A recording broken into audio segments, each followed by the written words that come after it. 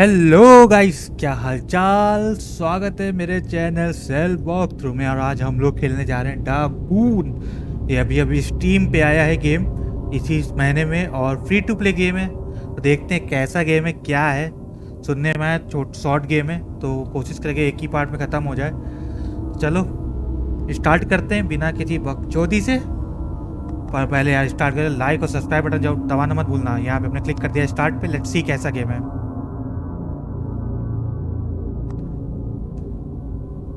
Dagon is a faithful interaction adaptation of HP. Find difficulty choice. I am writing this under an appreciable mental strain, since by tonight I shall be no more.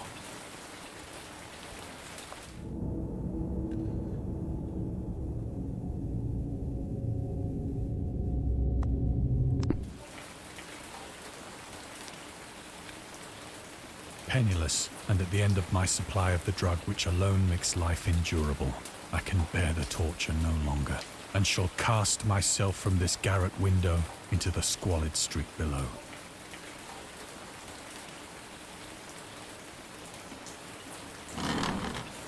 Do not think from my slavery to morphine that I am a weakling or a degenerate.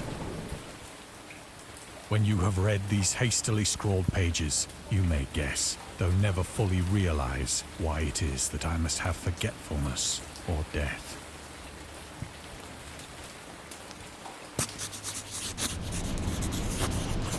It was in one of the most open and least frequented parts of the broad Pacific that the packet of which I was supercargo fell a victim to the German sea raider.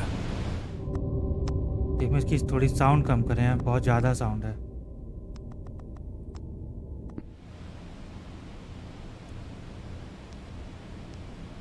अब ship पे चलें। ये गोलियां चलने लगी। The Great War was then at its very beginning, and the ocean forces of the Hun had not completely sunk to their later degradation, so that our vessel was made a legitimate prize, whilst we of her crew were treated with all the fairness and consideration due us as naval prisoners. चलो भाई आगे चलो। So liberal, indeed, was the discipline of our captors, that 5 days after we were taken, I managed to escape alone in a small boat with water and provisions for a good length of time. अब boat पे जाना है। Bag पड़ा, bag रखो boat पे। फिर boat से निकलो।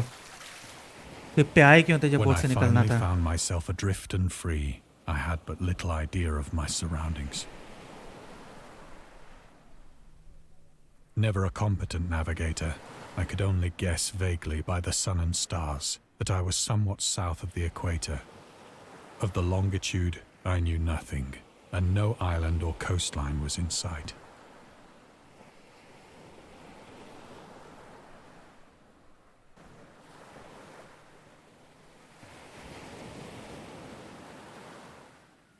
अब क्या करना है?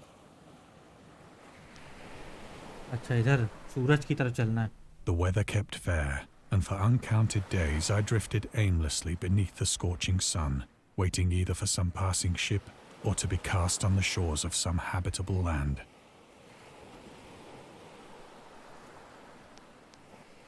पानी पी लो थोड़ा सा, तो पूरा But मत neither पीना। ship nor land appeared, and I began to despair in my solitude upon the heaving vastness of unbroken blue. एक बंदा जो आइलैंड मतलब समुद्र में फंसा हुआ है।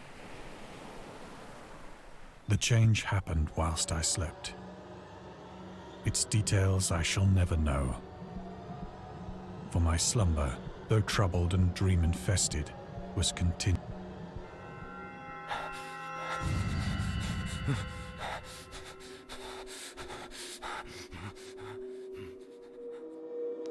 When at last I awoke, it was to discover myself half sucked into a slimy expanse of hellish black mire, which extended about me in monotonous undulations as far as I could see, and in which my boat lay grounded some distance away. Though one might well imagine that my first sensation would be of wonder at so prodigious and unexpected a transformation of scenery, for there was in the air and in the rotting soil, a sinister quality which chilled me to the very core. The region was putrid with the carcasses of decaying fish and of other, less describable things which I saw protruding from the nasty mud of the unending plain. Perhaps I should not have.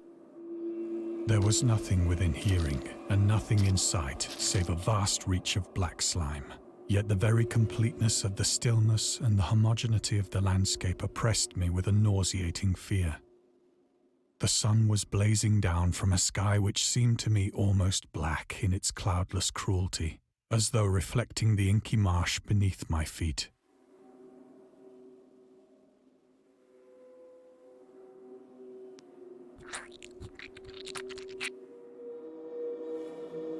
As I crawled into the stranded boat, I realized that only one theory could explain my position.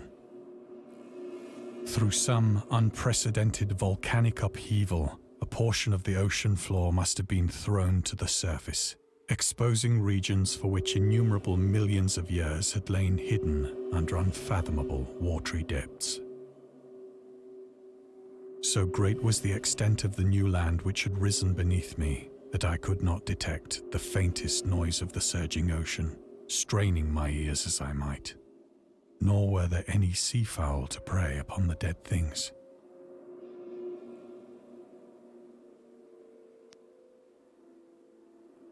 For several hours I sat thinking or brooding in the boat, which lay upon its side and afforded a slight shade as the sun moved across the heavens.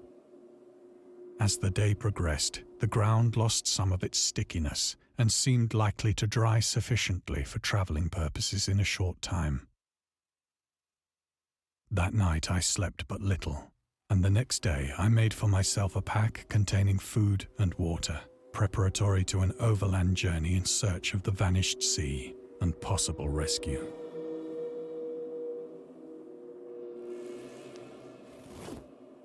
On the third morning, I found the soil dry enough to walk upon with ease. The odor of the fish was maddening, but I was too much concerned with graver things to mind so slight an evil, and set out boldly for an unknown goal.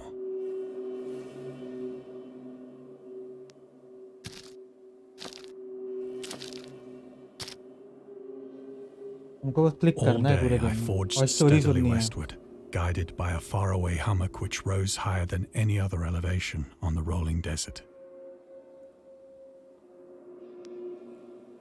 Result भी मिल गई.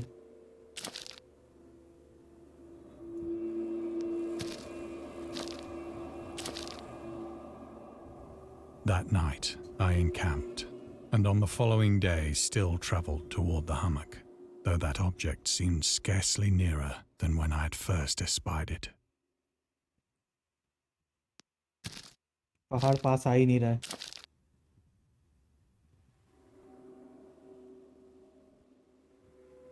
By the fourth evening, I attained the base of the mound, which turned out to be much higher than it had appeared from a distance.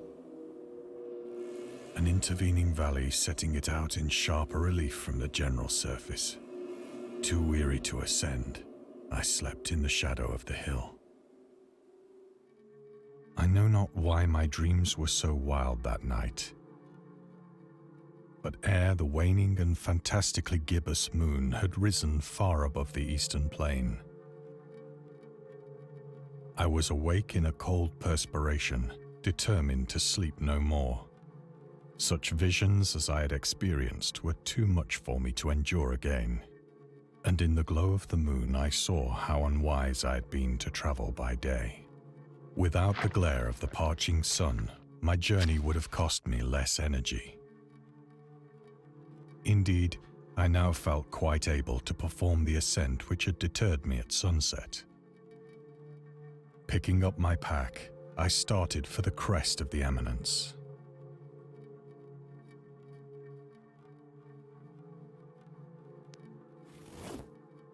I have said that the unbroken monotony of the rolling plain was a source of vague horror to me. But I think my horror was greater when I gained the summit of the mound and looked down the other side into an immeasurable pit or canyon. whose black recesses the moon had not yet soared high enough to illumine. I felt myself on the edge of the world, peering over the rim into a fathomless chaos of eternal night.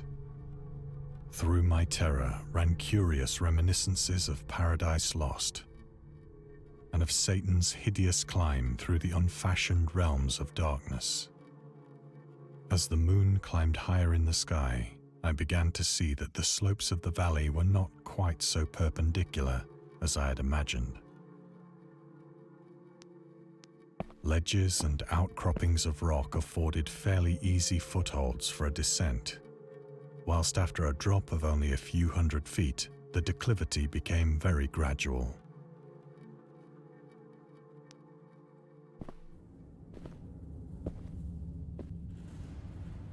Urged on by an impulse which I cannot definitely analyze, I scrambled with difficulty down the rocks and stood on the gentler slope beneath, gazing into the Stygian deeps where no light had yet penetrated. All at once, my attention was captured by a vast and singular object on the opposite slope, which rose steeply about 100 yards ahead of me. An object that gleamed whitely in the newly bestowed rays of the ascending moon.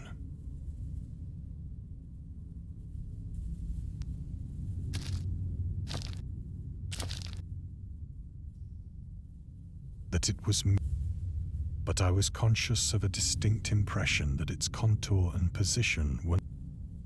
A closer scrutiny filled me with sensations I cannot explain. For despite its enormous magnitude and its position in an abyss which had yawned at the bottom of the sea since the world was young, I perceived beyond a doubt that the strange object was a well-shaped monolith, whose massive bulk had known the workmanship and perhaps the worship of living and thinking creatures. Dazed and frightened, yet not without a certain thrill of the scientist's or archaeologist's delight, I examined my surroundings more closely.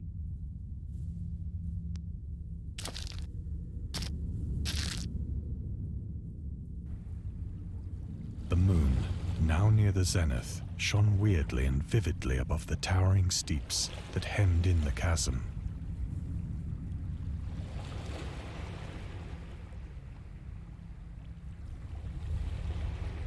And revealed the fact that a far-flung body of water flowed at the bottom, winding out of sight in both directions and almost lapping my feet as I stood on the slope.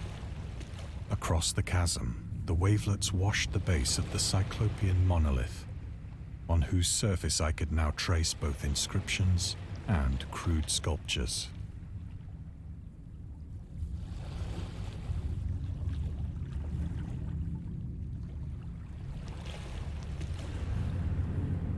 The writing was in a system of hieroglyphics unknown to me and unlike anything I'd ever seen in books, consisting for the most part of conventionalized aquatic symbols such as fishes, eels, octopi, crustaceans, mollusks, whales, and the like.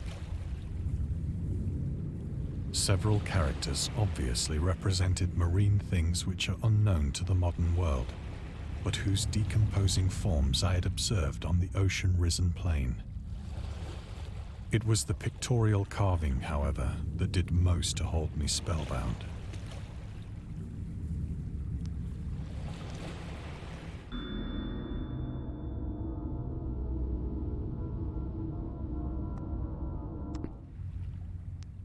Plainly visible across the intervening water on account of their enormous size were an array of bas-reliefs whose subjects would have excited the envy of a Doré. I think that these things were supposed to depict men, at least a certain sort of men, though the creatures were shown disporting like fishes in the waters of some marine grotto, or paying homage at some monolithic shrine which appeared to be under the waves as well. Of their faces and forms I dare not speak in detail, for the mere remembrance makes me grow faint. Grotesque beyond the imagination of a Poe or a Bulwer, they were damnably human in general outline.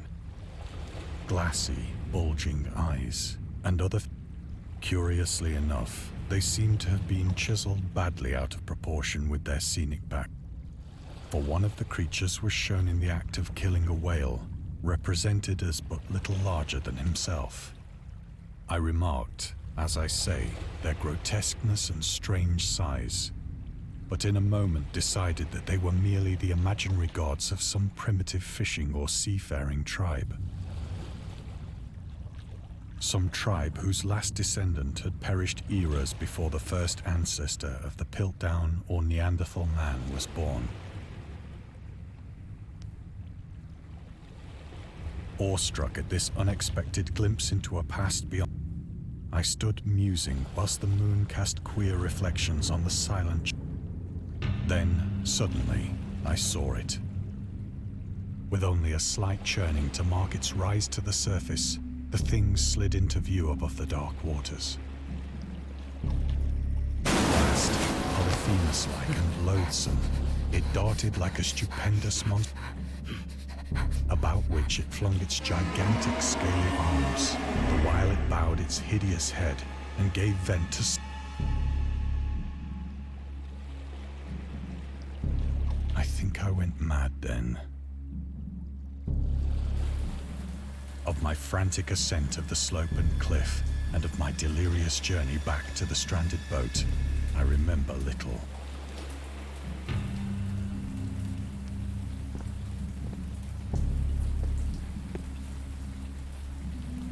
I believe I sang a great deal and laughed oddly when I was unable to sing.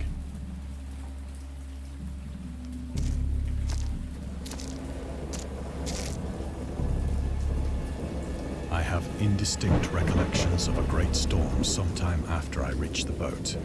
At any rate, I know that I heard peals of thunder and other tones which nature utters only in her wildest moods.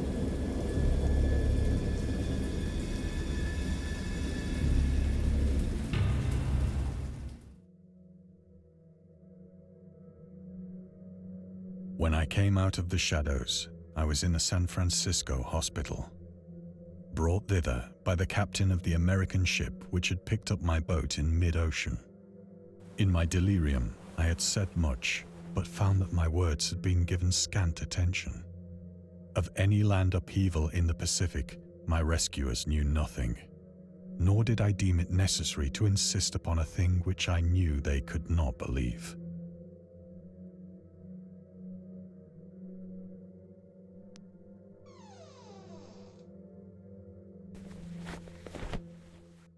Once I sought out a celebrated ethnologist and amused him with peculiar questions regarding the ancient Philistine legend of Dagon, the fish god.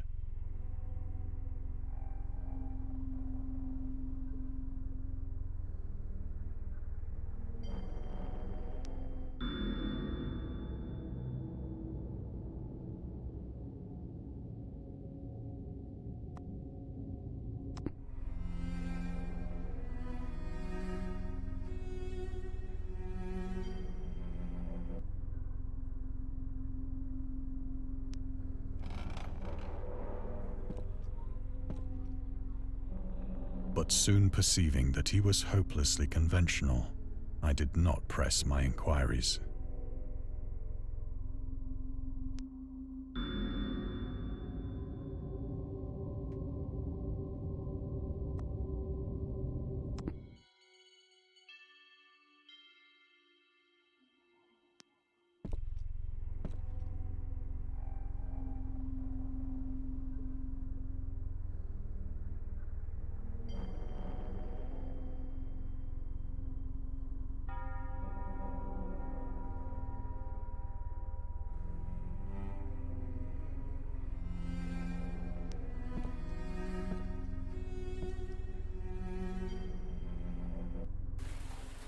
It is at night, especially when the moon is gibbous and waning, that I see the thing.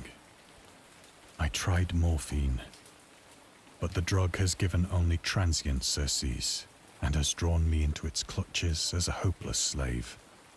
So now I am to end it all, having written a full account for the information or the contemptuous amusement of my fellow men.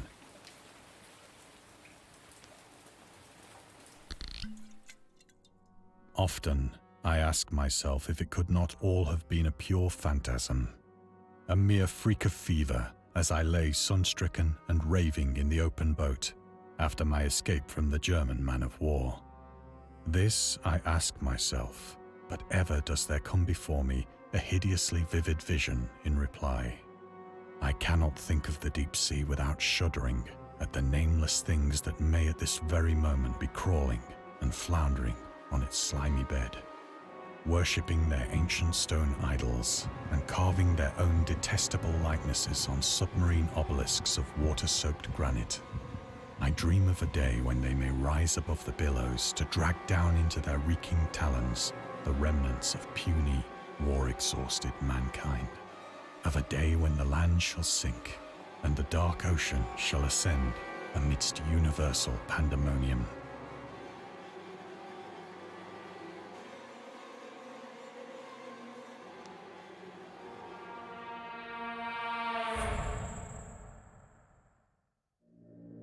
The end is near. I hear a noise at the door, as of some immense slippery body lumbering against it.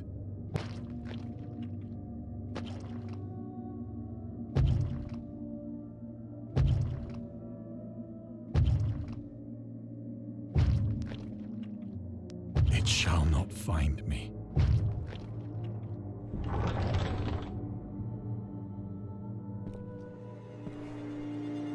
God, that hand!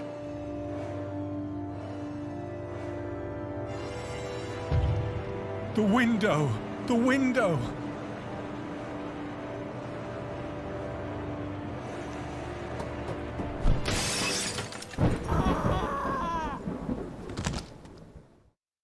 मर गया। और इसी के साथ यहाँ पे game समाप्त हो गया। मतलब नींद आ गई खेलते खेलते। किसी को नींद ना आ रही तो ये गेम जरूर खेलना, पक्का नींद आ जाएगी। तो वीडियो करते हैं ख़त्म, मिलते हैं अगले वीडियो में, तब तक के लिए bye bye. Make sure to like and subscribe. आगे ऐसे बहुत सारे गेम आते रहेंगे, ऐसे नहीं मतलब अच्छे गेम प्ले आएगी। मिलते हैं अगले वीडियो में, बाय बाय।